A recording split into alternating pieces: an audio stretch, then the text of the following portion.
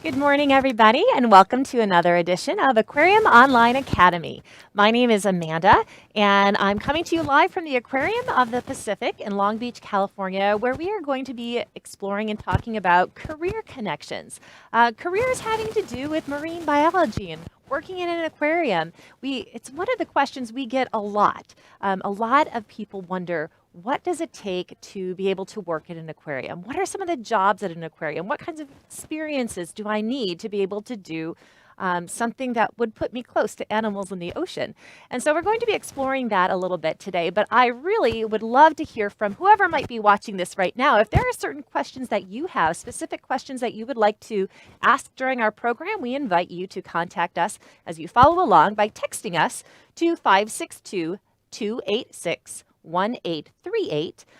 If you happen to be watching this later and it sparked some questions after this program has aired, and you're wondering, yeah, I wish I knew more, but I missed the live program and I can't text in my answer, you can still ask us by using our email. So you can email questions to live@lbaop.org, and one of our educators will get back to you.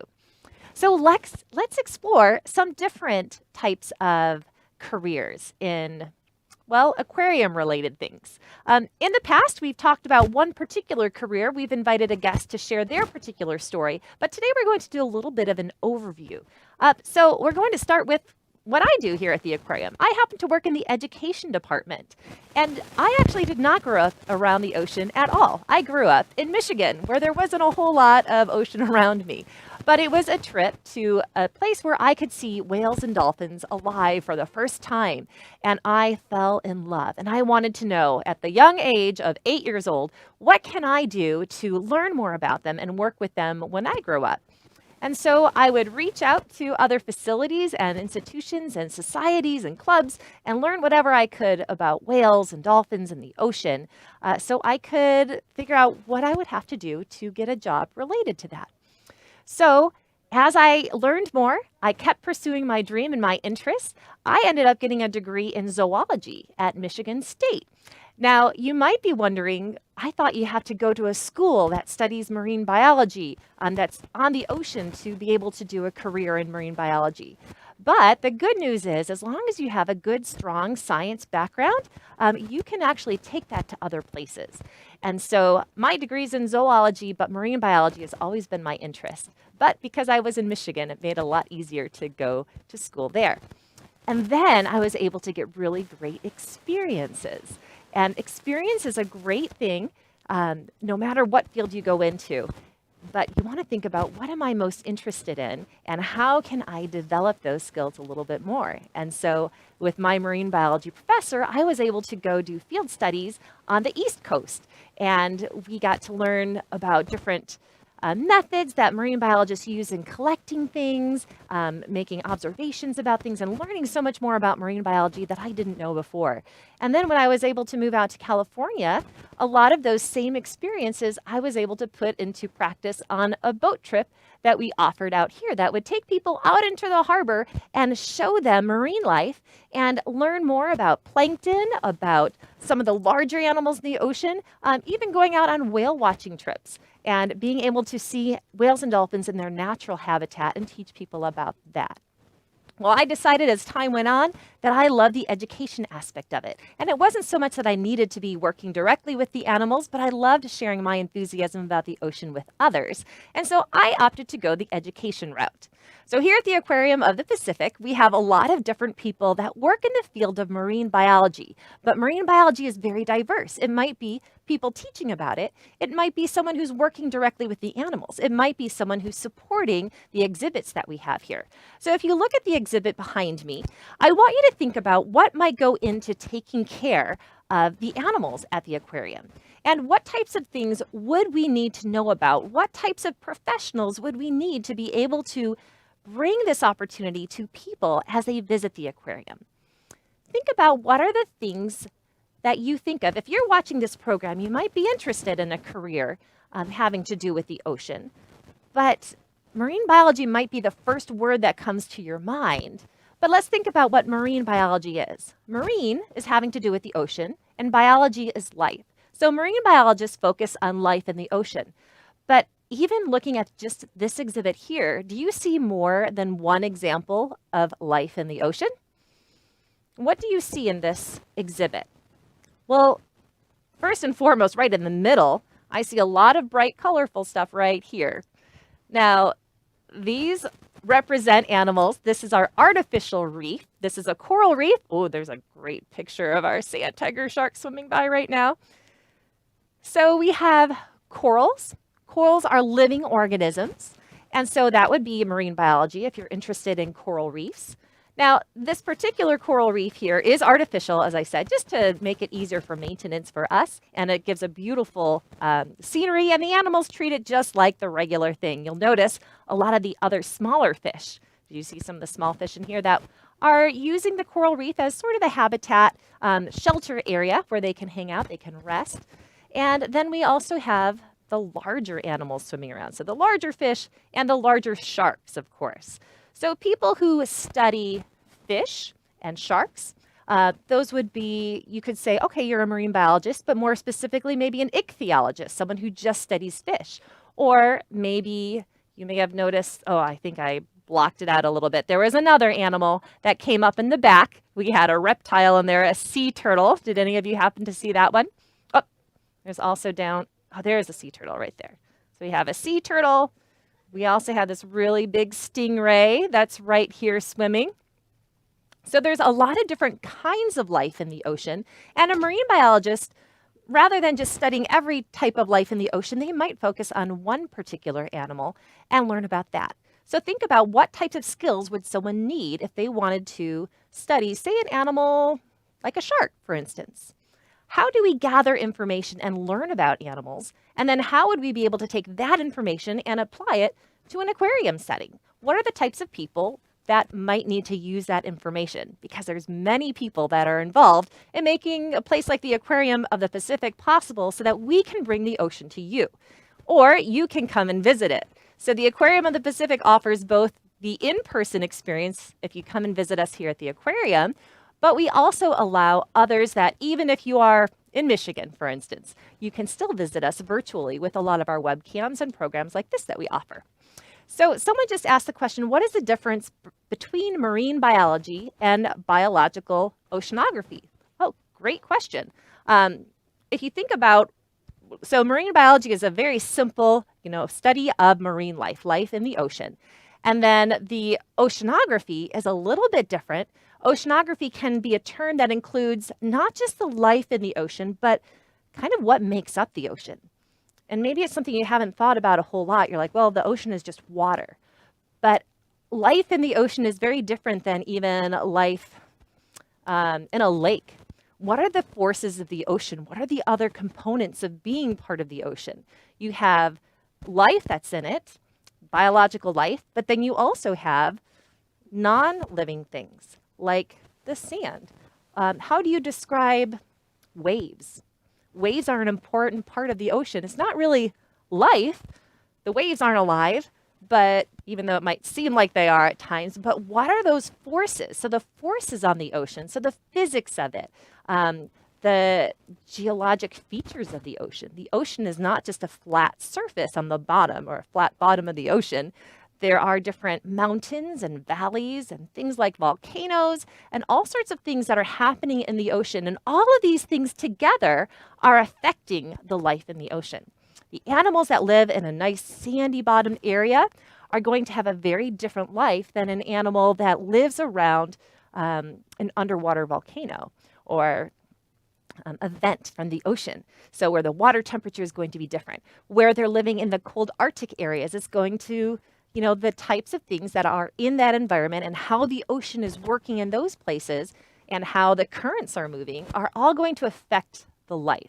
So marine biology is kind of the overall just study of life in the ocean. But then when you bring the oceanography into it, it includes more of the physics and the geological things that maybe, they all work together in a way that you kind of look at those relationships and how those relationships with the ocean affect the life in the ocean. I hope that clears things up a little bit. And so thinking about that, there are many different types of specialties as you're looking at, maybe someone is just looking at how the tides are flowing and how that might affect marine life. Maybe there's someone who's looking at salinity. Salinity, how things are the measure of dissolved things in the ocean. So we usually think about salt, but there are other things that are in the ocean too that affect marine life. And so there might be someone who's involved as a chemist who's also involved in oceanography and looking at the components, the chemistry, the makeup of the ocean and what these animals are swimming around in. And obviously what we're doing on land is going to affect things in the ocean.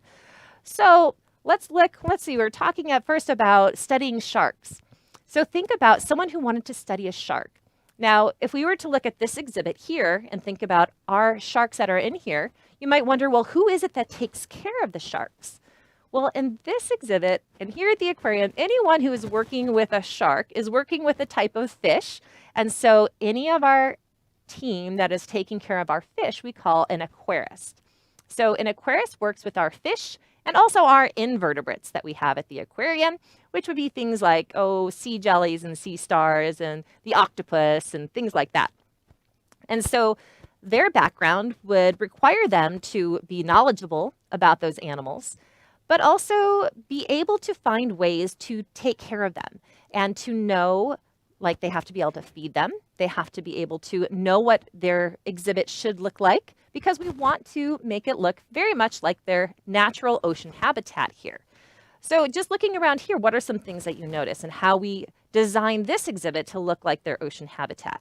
Well, looking at things like what types of shelter would they need? What types of other animals could be in the exhibit with them? So it's something that they need to be aware of and knowledgeable about. But then also think about what these animals need to survive. We know that they need water. This water needs to be in the condition for them to be able to survive. What an animal in the ocean needs is different than an animal in a lake. Obviously, salinity could be one of those things. So we have people that are devoted to water quality. Our aquarist will also keep an eye on that. But if the water quality didn't seem like it was what they needed, well, we have other specialists at the aquarium, our water quality team and water quality technicians that can look at, well, what could be off in the water? Is there anything that we need to change? And our water quality team and our aquarists are familiar with things, with scenes like this. Now, if you're looking at this just might look like a whole bunch of pipes and maybe some gauges. And that's kind of what it is, but it's really important because if you want to keep an environment that's safe and healthy for an animal, you need to make sure that the water flowing through it is right. And we need to be able to clean it. So what we're looking at here is obviously these pathways. You can even see the direction. There's arrows on it that shows what way the water is flowing. And so right now, looking at this pipe, it looks like, well, water is flowing into this thing right here. Well, that big thing right there is called a sand filter. And it's one of the ways that we can clean the water in the exhibits. So if there's any solid particles, any matter that's floating around in the water that we want to get out, maybe even pieces of leftover food, well, we make sure that our water is constantly being filtered here at the aquarium. And one of the ways we can filter it is physically by running it through sand. You might think, well, that's kind of strange. But if we run the water through sand, any of the solid particles are going to get caught in the sand as the rest of the water can get through. So it's kind of like draining spaghetti. If you boil spaghetti in a pot of water and you want to cook it, you put it into a colander, and the colander is a way that it physically filters out and holds the spaghetti while the water drains out. That's kind of how a sand filter works. And so sand filters are right here, and that's one of the ways that we make sure our water is staying clean. But then we also have chemical ways of filtering the water, and we also have biological ways of filtering the water by using other living organisms like bacteria that will actually help clean the water too. And they'll get rid of other things like nitrites and nitrates that are in the water and ammonia that's in the water. And here we have, another great example of a filter. This is called a foam fractionator or a protein skimmer. And it's a really fun way of filtering out the water. Kind of gross to clean out, but think of it as what Mother Nature does when you go to the beach. If you've ever been to a beach and you've seen sea foam on the beach, well, that's kind of the way that the ocean kind of rids itself of some of the waste in the ocean. Because what we're doing here is taking that idea and we're we're pumping in little air bubbles, basically. And so any kind of junk that's in the ocean or in the water that doesn't really need to be there will be attracted to the molecule of that air bubble and will stick to that air bubble, and then look at what happens. It kind of sticks to it and foams out the top. So notice how much darker it is down here than the place where we're putting the air into the water. And so as it foams out the top, any waste in the water gets attracted to that foam, and we can then just take this cover off, clean it out, and then it's nice and new. And that's another way we can filter the water. So it's kind of like if you see that ocean sea foam, and maybe you see kids playing in it, maybe making beards on their faces or something like that. They're basically wiping fish poo all over themselves. Kind of a weird thought. So yeah, you might want to stay away from some of that ocean foam. But it's one of the ways that we can collect things like fish waste out of the water by using a foam fractionator. Now, someone said, how do you decide which fish go together? I see the sharks aren't eating the fish. Yeah, if we were to go back to a shark lagoon or any one of our exhibits, you might notice that the fish are not being eaten by the sharks. And of course, we do care about knowing what animals get along. We don't want to put predator and prey together in the same exhibit because that doesn't seem like it'd be very fair for the prey. But keep in mind, not all sharks eat the same types of food. And we are not going to put animals in here that would normally be on the normal menu for these sharks. So these fish in here are, for the most part, some of them pretty large and larger than most of the types of prey that these particular sharks will eat. But that does bring up a good point of feeding time. How do you make sure that all these animals get fed and that they're not stealing food from each other? Well, that's something that our aquarists also do. Part of their feeding schedule involves, it could be something like a scatter feed, because that's one technique that they use, where they kind of scatter out food and kind of first come, first serve. That happens a lot with some of our smaller sharks and smaller fish in some of our exhibits. That probably wouldn't work very well in an exhibit with very large sharks because they would probably get pretty competitive and want to all go after the same food. So instead, we target train them. And so our aquarists will work on training our sharks. You might not have realized that, yes, sharks can actually be trained. And they are trained to recognize what we call a target. Now, it doesn't necessarily have to be a circle with little rings on it, but it could be. It might be a circle-shaped lid that we put into the water on the end of a pole. It could be a triangle shape. It could be a wiffle ball. Anything that will indicate to that animal that that is my place to go to get my food. And when I go there, that's going to be for me and it's feeding time.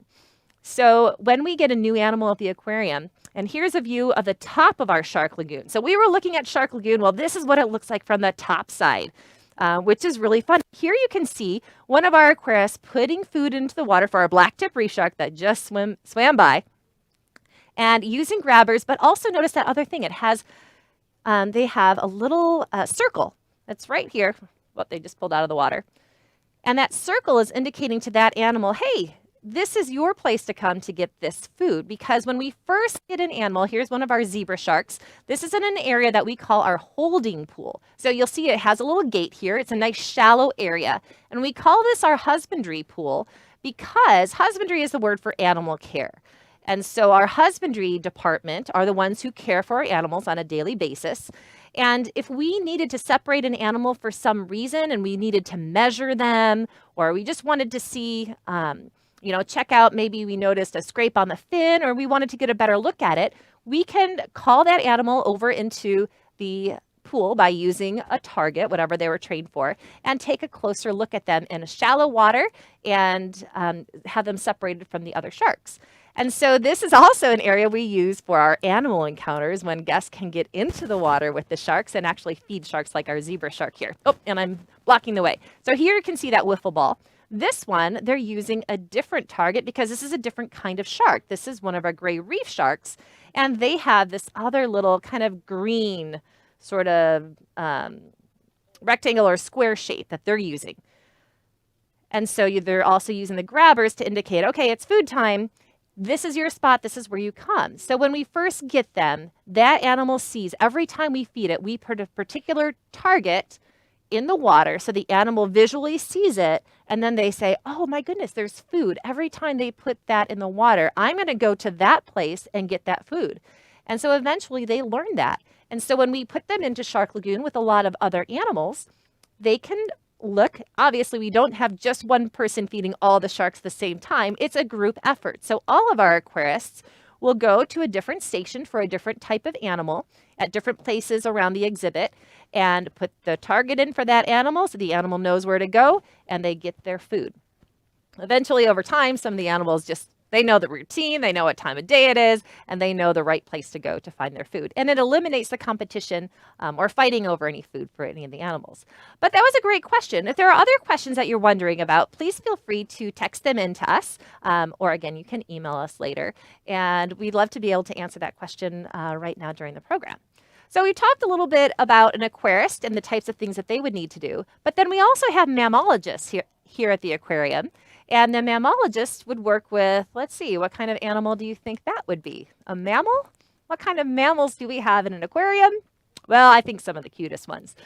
These are the ones that I thought I want to work with one day. And then, like I said, I got a little sidetracked by education and really enjoyed teaching about them. But I have had a lot of experience working very closely with some of our or not here at the aquarium, but with marine mammals, seals, and sea lions. I used to volunteer at a marine mammal care center where we would take care of sick and injured seals and sea lions, nurse them back to health, and then be able to release them back out into the ocean again. So you're working very closely with some pretty large animals. And this is a very popular thing a lot of people want to do. They're like, I want to work with a seal or a sea lion. They look like such cool animals. How do I get close to them? Well, a lot of times people are looking for experience. They say, okay, before we put you in with our seals and sea lions, we want to know you had some experience working with seals and sea lions. And if you're like me, you're probably wondering, I don't live in a place where I can go work with seals and sea lions. But if you can get experience working around any type of large animal, that is wonderful. I would highly encourage you, if you're someone who's interested and working in this type of field, but around these types of animals, look for opportunities to be around large animals and get comfortable and familiar with it. Because when you get an animal like a sea lion, I'm not sure which one this one is here, but I know our largest one, Parker, he can get up to 880 pounds. And when you have an 880-pound animal coming right up close to you, you need to be comfortable with that, and you need to be okay with it. And you also need to know a lot about that animal. We don't just immediately let anyone just come in and just start working with these animals. They need to be familiar with them first. And our mammalogists that work with them have to develop relationships. But then once they can develop that relationship, look at what they can do. This is one of our mammalogists giving a toothbrushing to one of our seals. I would never recommend you try to approach any sort of animal, of course it'd be against the law, like a seal on the beach, and try to brush their teeth. It probably wouldn't go so well. This animal, a wild seal or sea lion, is not going to allow you to do this. In fact, they would use those teeth against you and defend themselves. But by working with these animals and slowly, by little baby steps, working up to using a target again for what we call target training, it will allow them to eventually be able to train the animal to open their mouth and allow them to even brush their teeth, which is really important for the health of this particular animal. So healthcare is really important. That's why all of the members of our husbandry team, that's what they do. They work with these animals, they watch them, and they do it so that we can make sure we're giving them good care. And training them is an important aspect. So I want you to notice a couple things here. This is from one of our veterinarians here, or a veterinary technician here at the aquarium, who is giving eye drops to one of our sea lions. Now notice she has her hand right in front of the sea lion's face. What they're doing is that's called a target, and they're using their hand as a target. So that's what we can do with our mammals, is train them instead of using an actual pole with an actual object on it. We might start their training with that, but eventually we'll get them to associate, oh, just our hand as being our target. So they'll watch the hand to see what they should be doing next. And they know when they see that fist like that and they say to target, that's where they should be. That means that that sea lion is going to come close enough that she can then put eye drops in its eyes. And so they know to be still, keep their eyes open. And after they do that, guess what happens? They get all sorts of positive reinforcement and a great reward of fish or squid or something fun to eat. So the animal knows that, okay, this might be a little weird because I don't know, maybe you've If you've ever put eye drops in your eyes, it's kind of like you even get nervous a little bit yourself, knowing like, oh no, they're going to put drops in my eyes. You know it's going to be okay, but it can be a little awkward. But if you know, hey, if I can just sit still for a second, I know I'm going to get ice cream afterwards. It makes it well worth it.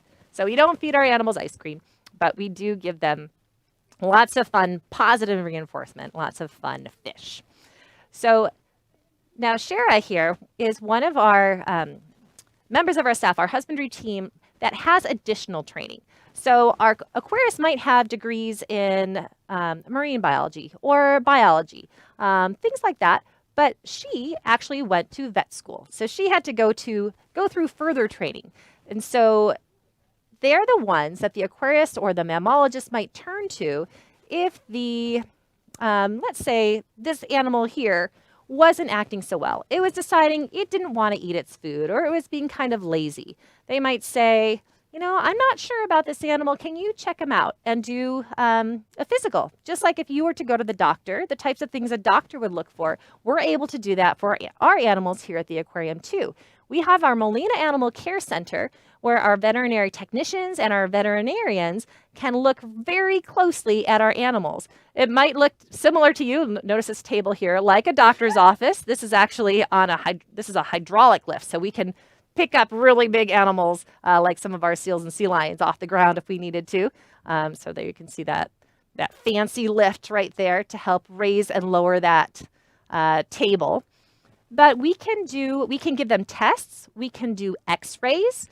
We can use something called an endoscope, which is something that we can put into the animal's mouth, down their throat, and we can kind of see what's going on in their digestive tract. It's pretty amazing. And see kind of what the situation is inside the animal. So we provide our animals with care, much like you would get at a really good hospital. And these right over here, these would be for other animals that we have at the aquarium, our birds, which we didn't talk about. Our aviculturists take care of the birds. Our mammalogists take care of the mammals. And then we have the aquarists taking care of the fish. They're kind of like the parents to the animals. They take care of their daily duties, making sure their water is clean, that their exhibit is clean, making sure that everything is well and good for them. And they know it's normal for that behavior. But if they notice that animal is acting a little odd, that's when, just like a parent might put a call into the doctor, that's when they would call our vet team and say, can you take a look at this animal? And then they have the medical training with their veterinary background to be able to help that animal out even more until we can make sure that our animal is completely healthy and back on exhibit and doing well. So that's kind of an overview of our husbandry department and the different types of jobs there. If you wanted to work with mammals, in addition to, you could have a marine biology background, you could also have a psychology background. You might wonder, why psychology if you're working with animals? But think about it. You're trying to work with an animal that doesn't speak your same language. You have to be familiar with animal behavior and what's normal for them and how to communicate with them. So kind of understanding what might be going on behind those eyes and how that animal might be thinking has a lot to do with psychology. And so a lot of our staff have psychology backgrounds. So animal behavior backgrounds, biology backgrounds, but key thing is experience. So I would totally encourage you, if you are at a place where you could volunteer at an aquarium or you could get any sort of experience working around animals, if that's something that interests you, I would encourage you to do it. But more than anything, just keep pursuing what you're interested in. Keep learning more about it. Watch documentaries. There are many cool resources online. Reach out to other people who work in those positions. Reach out to other institutions that do work in the field that you're interested in. Because marine biology, we use it as this big blanket terms, but there are many more focused areas in marine biology and even in oceanography. Maybe you're someone who loves playing video games. Well, did you know the ways that we explore the ocean? We really rely on the same types of things someone using a video game and using like a virtual reality would do it, because we put ROVs, remotely operated vehicles, into the water to explore areas where it's too difficult for a person just to swim down and observe with their own eyes. And to be able to do that, we need people and engineers who are able to operate machinery, kind of like a video game, to be able to do some amazing exploration. So maybe the idea of discovering something new is what drives you to learn more about the ocean, because so much of the ocean is unexplored. Maybe it's wanting to just be out on the water, getting scuba certification, and getting experience being out on boats and on the water is great. If that's something that you love, maybe some sort of research career in marine biology and being out on the water would be something that would interest you. Like me, being out on the boat and watching whales. It's amazing, but definitely helps when you're comfortable being out on the water. But we need to wrap up our time, but I wanted to thank you for joining us today. And again, please, if you have any more questions, because we only got to cover a little bit of some careers in marine biology, please give us a call. Or not a call, but maybe email us at live@lbaop.org. But thank you so much for joining us today. And if there are any teachers out there and you had students in your class, if you could text us your numbers, that would be appreciated. But thank you, everyone, and have a great day. Bye.